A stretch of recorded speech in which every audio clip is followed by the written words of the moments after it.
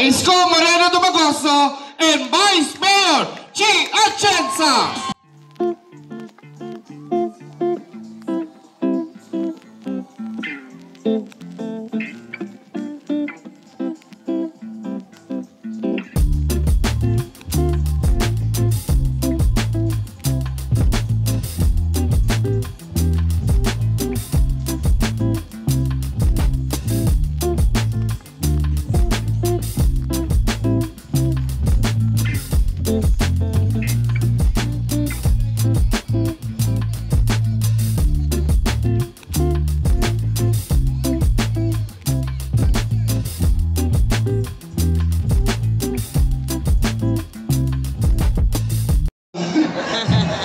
Hindi, pero ito yung pinakamahalaga. Abay, bakit?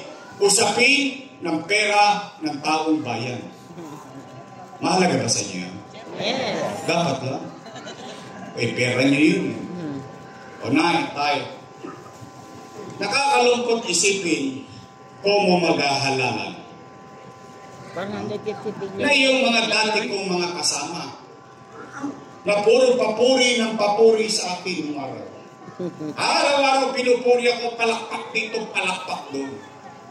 Pero ngayon, ako na ang pinakamasama sa paningin nila. Lalo na yan si Chihuahua. Ako naman real talk lang. Sila naman ang may sabi nito. Hindi naman ako. Sila naman ang may gawain. Anong sabi? Si Yorme, maraming iniwang utang. Narinig nyo? Yes. Narinig ko rin eh. Sinabi nila, napanood ko din eh. Nabasa. Tanong, gusto nyo bang malaman ang sagot? Yes. Aba, dapat yan. Gusto nyo bang marinig ang sagot galing mismo sa akin? Yes. Dapat din. Why? Leaders, not only mayors, across the world, universal rule, leaders should owe responsibility. Ibig sabihin, kapag ang leader may ginawang bagay, panindigan niya yun. Panindigan niya at hayaan niya ang taong bayan ang musga kung yun ay mali o tama. Tama po ba? Tama. Tapi sa universal rule. Hindi para kayo magturo, manisi ng manisi. Hindi. You should owe it. You take responsibility. Now, sagot. Nay, taas ang kamay ng may anak dito. Ba, talaga kayo ba sa inyo?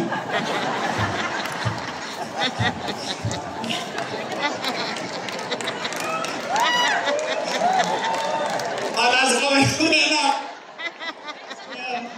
Pera kayo. May pamilya kayo.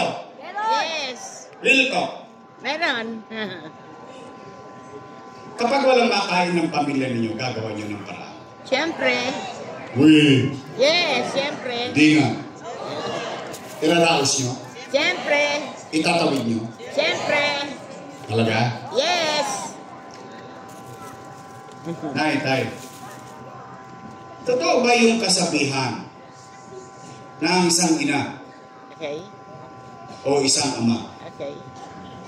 o isang magulang per se? Okay. Susubo mo na lang, bibigay mo pa sa anak mo. Tama. Totoo yan? Tama. Promise? Yes. Gagawin nyo ang lahat. Yes. Iraraos nyo ang pamilya. Yes. Talaga? Yes. Gagawa kayo ng paraan. Yes. Yun din naman ang ginawa ko bilang ama ng 2 milyong Manileño noong panahon ng pandemya. Alam namin yan. Love you, Yorme. When you elected me as your mayor in 2019, wala kayong narinig sa akin Na-complain. na yung iniwan sa akin na nakaraan, 0. Nga, wala kayong narinig na reklamo. Wala kayong narinig na tinuro kong daliri ko kung kani-kaninang pagsisisi. Wala. Bakit? Binoto nyo na akong mayor eh. Unang-una, hiningi ko sa inyo maging mayor. Hindi nyo naman binigay sa akin ng kusa eh. hiningi ko muna, binigay ninyo sa akin. Then, you should do your job. Because that's your job, to manage the city and its people. So you don't blame anyone. Nay, tay, noong manalo na ako, ano kong ginawa? Nilinis ko Maynila. Lahat ng bangin, libag, pati tayo. Totoo naman. Akalain mo tayo naapakan ko sa labas ng opisina ng mayor? You know, this is not metaphor. This is literal. And I said to myself and to them, how can I govern and keep the city clean kung ito mismo sarili kong bakura? Amoy echas. Paano ko makukumbisi ang taong bayan? Nalinisin nila tapat ang bahay nila. Ano nangyari? Nilinis ko Maynila. Napakinabangan muli yung kalye ng Blumentritt ng taong bayan. Nadadaanan ulit ang Recto. Nadadaanan ulit ang Walluna. Nadadaanan ulit ang Soler. Lumuwag ang kalsada, umaliwalas ang buhay natin sa lungsod ng Maynila. Nay, tay, kinausap ko yung mga negosyante. Ano sabi ko sa kanila? Patawarin nyo na ang Maynila. Alam ko maraming abusado rito ng mga nakaraang panahon. Pero gusto kong bumalik na kayo rito. Bakit? Kasi gusto kong magkatrabaho ang tao. In fact, I went further. I talked to McDonald's, Jollibee, Mang Inasal. Anong sinabi ko? Baka naman kung po pwede, yung mga lolo't lola ko na malalakas pa, gusto pang kumita ng kaunti, baka pwede tanggapin ninyo makapagtrabaho sa inyo. Pati PWD. Anong ginawa nila? Pinakinggan nila ako. Nakapagtrabaho ang mga senior citizen. Nay, tay, anong sabi ko sa mga tulongges? Sa mga kriminal? Kayo, hindi ko kayo mababantayan ng 24 oras. Kung yung nanay ninyo nga, hindi kayo mabantayan. Kung hindi ko kayo mapipigilan gumawa ng krimen, ano sinabi ko naman sa taong bayan? Pumanatag kayo mga batang Maynila. Kapag ginawa ng kriminal ang krimen sa Maynila, ang ikamamatay nila, puya. Dahil hindi ko sila patutulugin, papapanagutin ko sila sa mata ng batas. Kaya kita ninyo linggo-linggo, hinaharap ko sa inyo yung mga suspect na ng hold up, ng snatch, ng agaw, and so on and so forth. What is the effect? Our crime rate did not slide. Our crime rate died. As in, virtually, ayaw nang pumunta ng mga kriminal sa Maynila. Bakit? Alam niyo kung bakit? May sikreto yun. Because I grew up with them. Ang sikreto nun, ayaw ng kriminal na makukulong siya. Dahil pag nakulong siya, bakokang, galis-aso, kuto, lisa, at mukha silang sardina sa loob ng kulungan. Kaya ayaw nilang gumawa ng krimen sa Maynila. Kasi hindi sila kakatayin, uhulihin sila. At iuhoyo ko sila. At yun ang ayaw ng kriminal. Nay, tay, umaayos na tayo. Lahat ng ginagawa sa Maynila, naging DILG memorandum. Ibig sabihin, kinokopya na tayo sa buong bansa. Lumilipad na tayo, umaangat na tayo, biglang boom, nabangga tayo. Yes, nagkaroon ng pandemya. Tanong, mauulaan ko ba na magkakapandemya? Oh, anong ginawa ko? 3 months. Hindi ako umuwi ng bahay. Ni isang araw, ni isang oras, hindi ko sinilip ang pamilya ko. Sa City Hall ako natutulog. Bakit? Nag-aalala ko eh.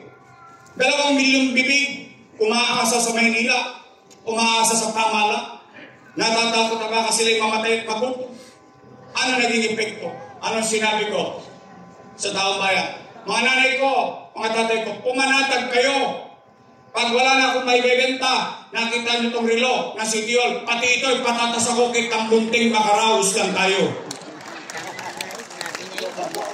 Ito po naman sinabi ko sa Facebook. Yes. Sa live. Bakit? Yes. Gusto kong pakalmayin ng tao. Ano naging epekto? Nay, tay. Nanulog ko. Kayo na mga nangabuhay dito.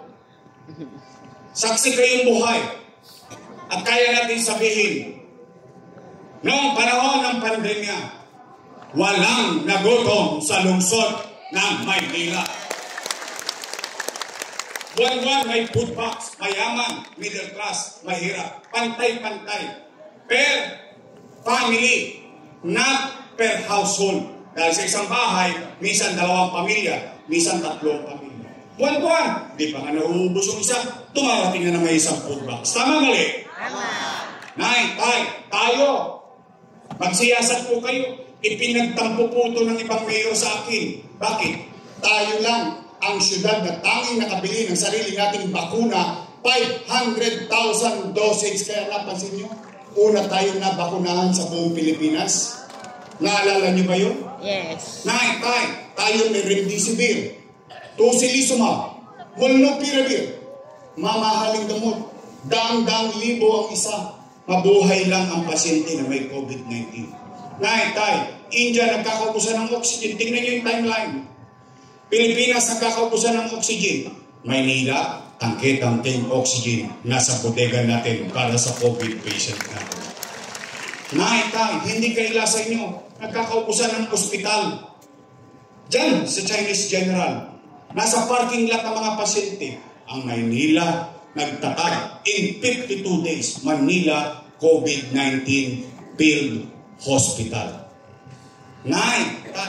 Habang kinakaharap ko sa kanan para iraos ang mga batang Maynila, araw-araw nang ginawa ng Diyos sa loob ng pandemic. Sa kaliwa, nagpapigil ba ako sa COVID-19? Nagpapigil ba ako sa pandemya para i-develop ang Maynila? Hindi. Bakit? Nangako ko sa inyo eh.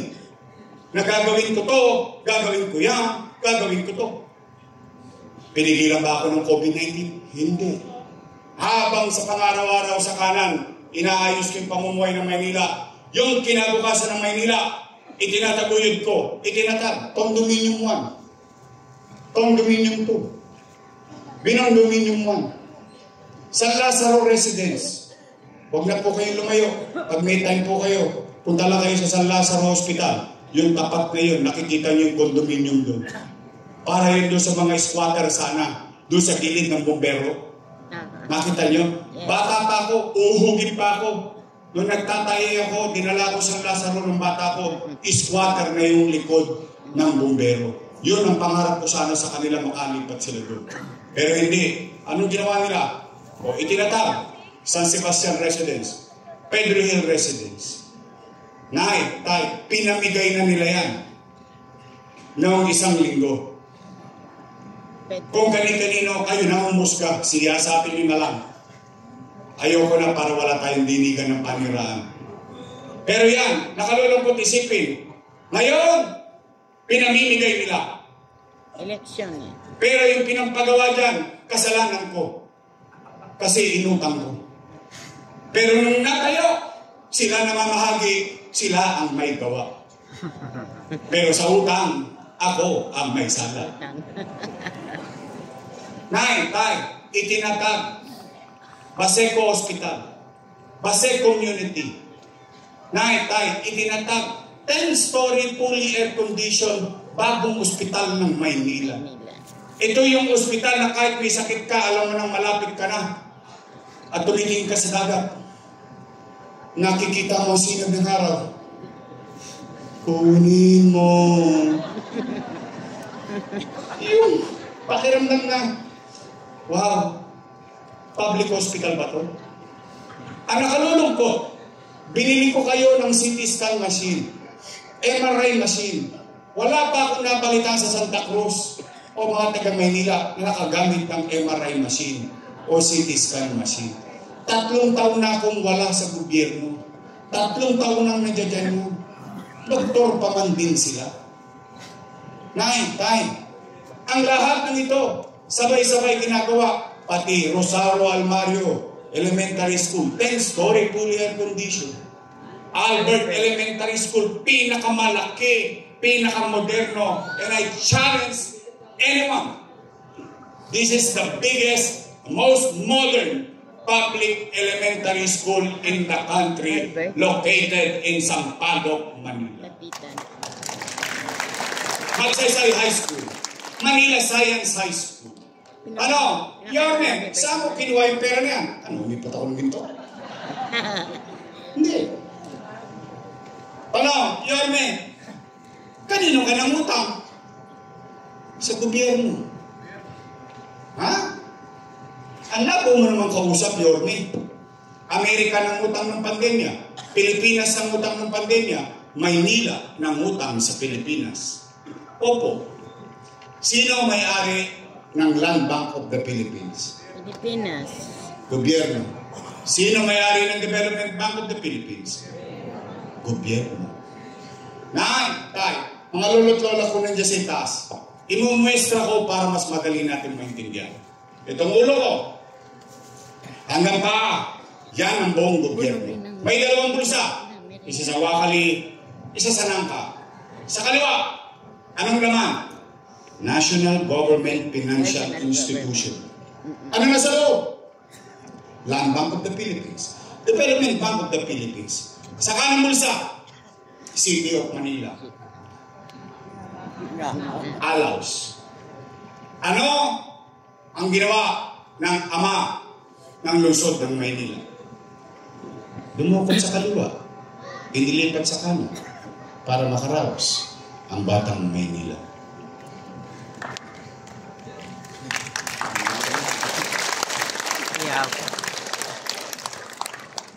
Yung daw ay mali. Una, sino nagpalitan ng pera? Gobyerno?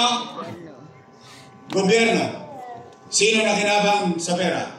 Maynila. Taong bayan. Kaya nga sabi ko kanina, salamat sa Diyos. Eh bakit? Kalahin mo ito tayo, magkakasama tayo, buhay tayo lahat, nakaraos tayo, nakatawid tayo. O ngayon daw yun ay mali. Sabi ni Chihuahua, at ni Pordapya. Pordapya. Mga sabi niya. Pordapya. Mali. At mali. O sige, kung yun ay mali, edi mali din sila. Bakit? Kasama ko silang gumawa nun eh.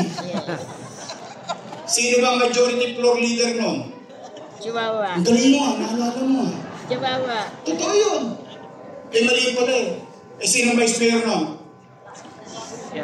Sila. Sila ko. Ano? Eh mali pala eh, ba't yung inaprubahan? Pero nung natutuwa ang taong bayan na inaraos sa ating binabakunahan, nakikibakuna pa. Nung bigaya ng food box, nakikipod box pa. Ayun pala lahat pala yun. O ngayon, at least 9, tayo. Ito ko ngayon. Kung mali ang ginawa ko, ito po, pako nyo ako sa krus. Handa akong panindigan yung bagay na ginawa ko sa oras ng kadiliman ng ating buhay dito sa mundo, hindi lang sa Maynila. At least, makapaglalakad ako sa Avenida.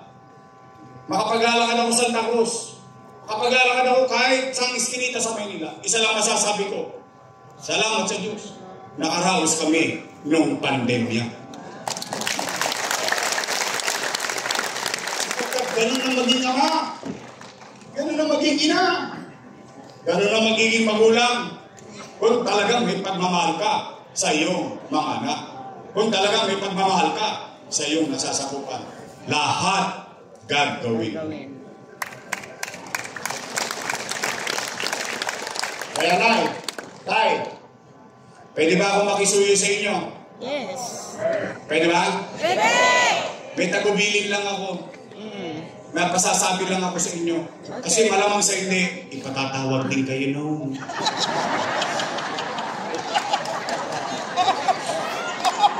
Totoo naman. Diba? Harapin ninyo.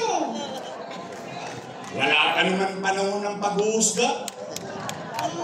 Malayo pa. 111 days pa ang araw ng pag-ukom. Ayaw nga kami tanggapin. Ito kami. Eh pag kayo pinatawag na, hindi sasabihin na, utang, utang, utang. Pwede ba, pasabi niyo naman yung sinasabi ko? Meron ako ibibilin. Habang sinasabi nila, utang, utang, utang, pwede pakisabi, ay, puro raw kayo utang. O sabi ni Yorme, magsilayas na raw kayo dyan, siya na magbabayad ng utang. Pwede? Hindi ko naman pera yun eh. Hindi rin naman niya pera yun. Kumakaangking wagas. Hindi totoo nyo na dito. Yes. Pagiging masinop lang yun. Dahil maalis O na, tayo. Tatanong ko kayo, after everything, ano po? Gusto niyo pa ba akong bumalik? Yes! Yes! Yes! Nakachinacharot-charot yun ako. Hindi! Totoo! Talaga? Yes! Babalik ka lang! Babalik ka lang! Promise, gusto niyo akong bumalik? Yes! Taas ka kamay na gusto akong bumalik? Talaga? Dalawang kamay pa yan tayo. O sige na, kumain nyo na. Nakatuwa naman kayo? O sige, may awa ang Diyos. O, pumanatag na kayo. Babalik na tayo.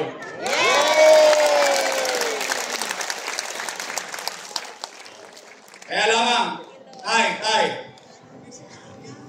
Pwede ba ako mag-request sa inyo? Yes!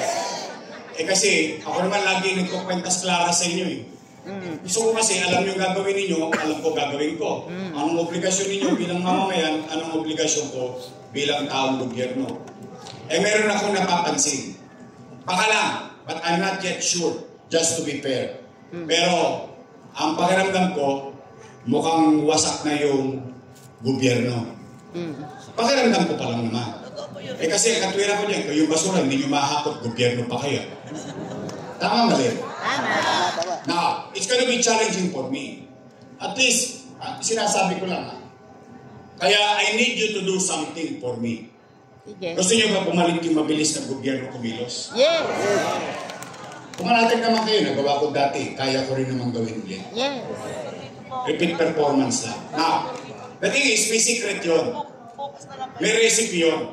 Kailangan ko yung recipe na to. Pwede mag-request. Yes! Isa lang. Yes! Yung lahat, akin na. Itong isang to sa inyo. Sige. Pwede ba? Pwede. Straight. Yes!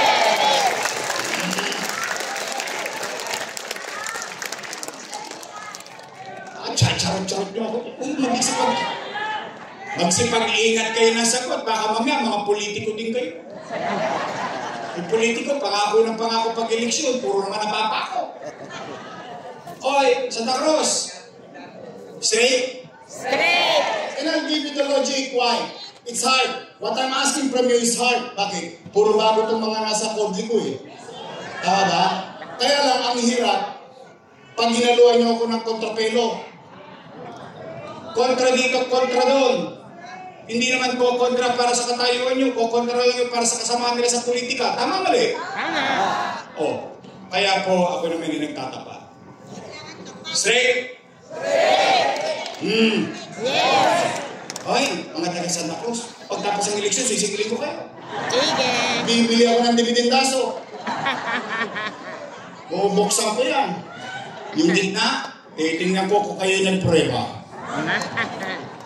After election, tumupad kayo. Ako naman ang singilin ninyo. Amis? Amis! Hong Alvarez! Roland J. Chris Tagle.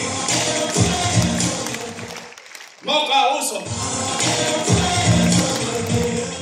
Ingat kayo sa sagot ha. Sino mas pogi? Si Letlet o si Toy? Pareho! Pareho! Pareho! Pareho! Pareho! Pareho! Pareho! Taas ang kamay na mas pogi si Letlet. May kalalagyan ka. Taas ang kamay na mas pogi si Ton. Onats ka na rin. Osla na. Osla na. Pero sabi ko kay Tol, alam mo ba, maganda kinabukasan mo. At nakita ko na ang hinaharap mo.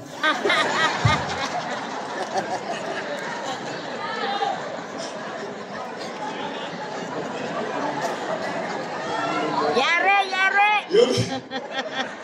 Yung buhok mo, gumigidli na. Ang ating ko siya, Tol! Sargal!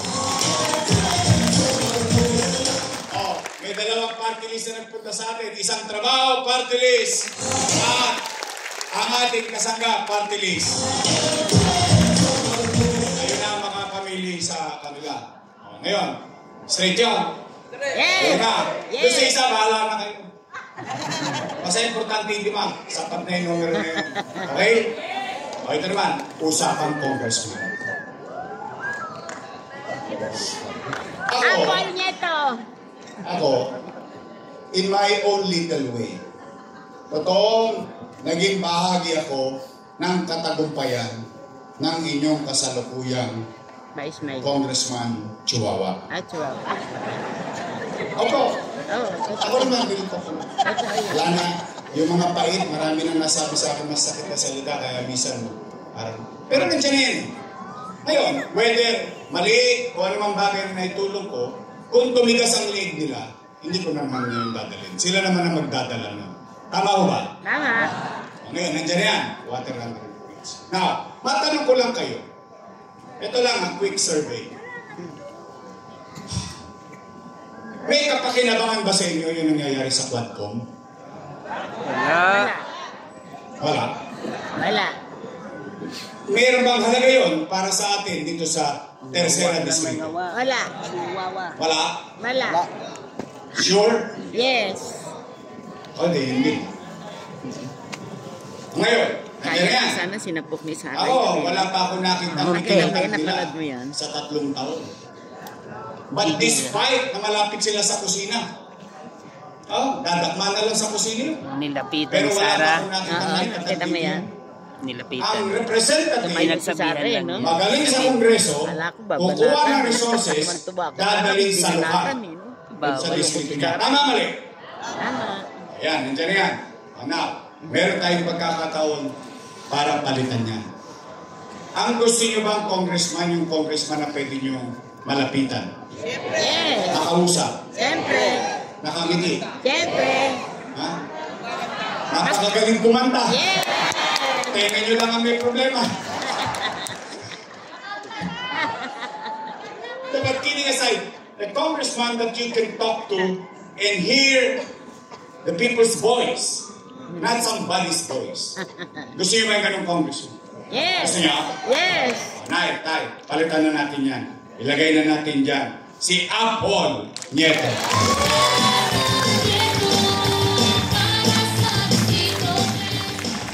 Tay, itong vice mayor ko, may asim pa. Mukha lang po yan 19. Naintindihan nyo na yun. Pakakits po yan. Oh, siya po ay graduate ng LaSalle. Political Science. Wow. LaSalle. Dahil ko lang siya. Ako po'y graduate ng Ateneo. Di Tondo. Tondo High School. Oh, siya ay graduate ng Political Science. So she knows. She knows how to be presiding officer. She knows the functions and forms of government. And I think she understands government. Plus the fact that siya ay anak ng dati nating matagal na Vice Mayor din bago naging Mayor. Tingin ko yung aral naman siya. So, she can preside over the session of the City Council of Manila, ang ating Vice Mayor, Chi Atienza.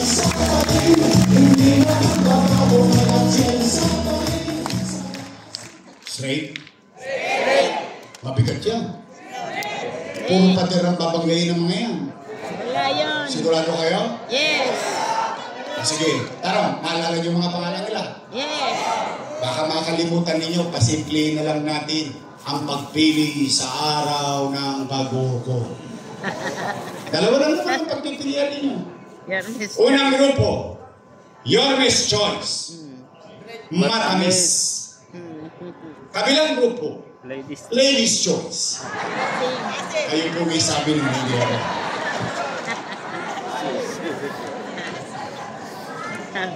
Makasih ba? Kayo po yan, hindi ko. Yormes Choice tayo? Yes. Sa puso nyo? Yes. Sa pamilya nyo?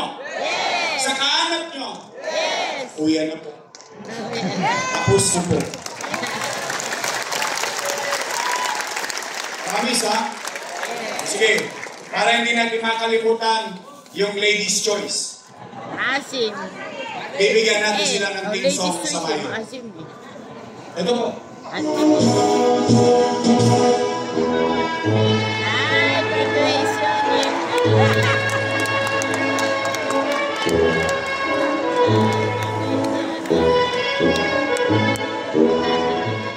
Pag-graduatein na natin lahat ng ladies' choice.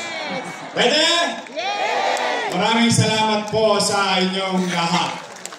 Mag-ingat kayo sa pag-uwi. Huwag kayong mawawala ng pag-asa. May awa Diyos, makararaos din tayo. Pagpalain nawa kayo ng pong may kapal. Manila! God first!